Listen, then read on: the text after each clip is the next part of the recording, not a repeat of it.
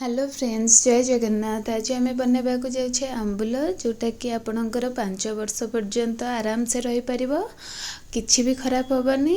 आ जदि भी आपन को डाउट लागिबो ताले मझिरे माने जेमति कि वर्ष को वर्ष खरा दिन रे ताको आपन टिके टिके खरा दे देले से आराम से भल से बेसी दिन पर्यंत रही पारिबो।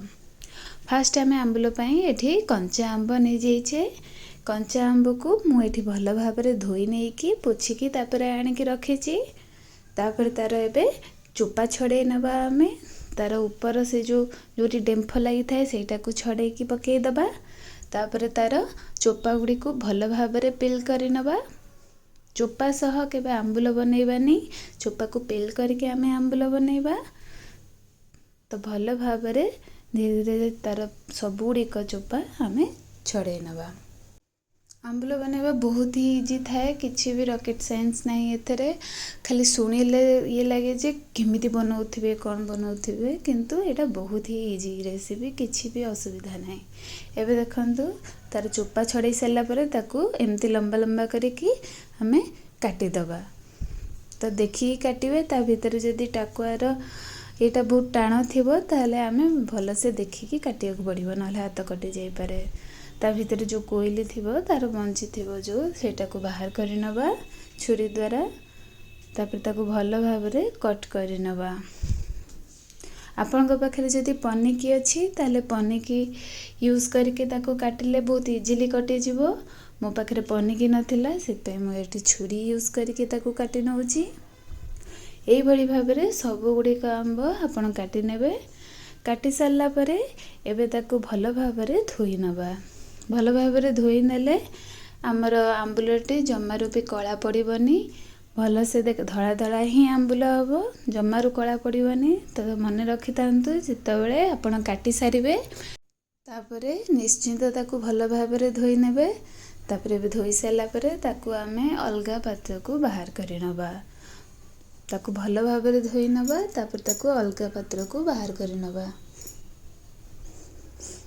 सबुड़िक अलगा पत्र बाहर कर सारा परे मुझे फास्ट जो क्रिस्टल सॉल्ट कहते जोटा आमर जो रगड़ा लुण जोटा सेटा देइची गोटे मुठा। तापरे आमर पाउडर लुण जोटा नॉर्मल सॉल्ट सेटा गोटे मुठा देइची।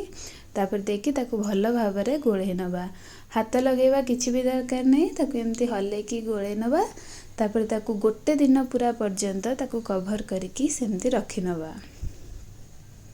कवर करके रख सारा परे देखिबे एथरे बहुत पानी बाहर जाइथिबो। देखंतु तो ये पानी बाहर जाइथिबो, तो एटा पकेबेनी। तो एटा रखिबे सेमती। आ आंब गुडी को काढी के खरारे सुखेई नबा।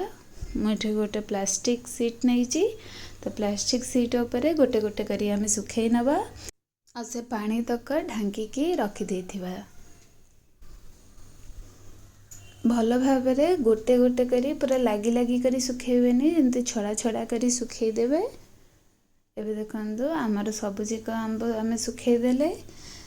गोटे दिन पूरा आंबटी सुखी गला परे पुणी से पानी रे आनी के ताकू ऐड करि नबा। ताकू घोड़े की राती सारा रखी देथिबा। तापरे पुणी तापर दिन सकाळे पुणी सेथुरु काढी की आमे सेटा टिके पानी सोक कर जाइथिबो। एबे देखंतु राती सारा रही की पानी रो क्वांटिटी पूर्व अपेक्षा केते कमी जाइछि। तो सेटा पुणी सोक कर जाइछि पानी। पुणी एबे ताकू गोटे गोटे करी आमे सुखेई नबा। पुणी सुखी गला परे ताकू ने की पुणी से पानी रे कवर करके गोटे राती आमे पुणी रखी नबा। एमती आपण 4 दिन कि 3 दिन आपनकर जेते दिन पर्यंत पूरा पानी सोक करूनी सेमती कर रखिबे।